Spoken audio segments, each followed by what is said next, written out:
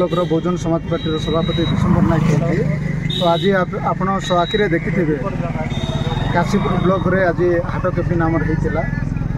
तो बीएसपी छाड़देले आउ कि हम ना। बीएसपी नंबर 1 रे आज प्रदर्शन करिछि। अन्य बीजेडी अन्य दल माने भी आज रास्ता को भी आसी ना आपण मैंने भलरे जानी। ये लड़ाई आमर जारी रहिबो। भौणी मायावती भारत प्रधानमंत्री होगा जाऊँगी 2024।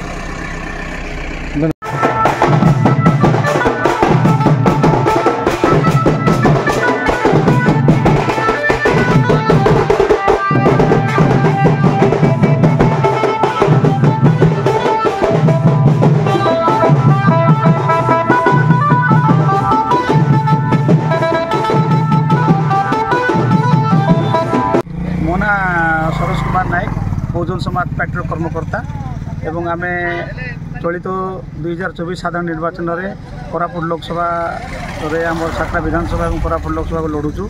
आमर कोरापुट रे श्रीमती डोमणी जानी प्रार्थी देचु एवं आमर रायगड़ा विधानसभा श्री पूर्णचंद्र माझी को प्रार्थी देचु।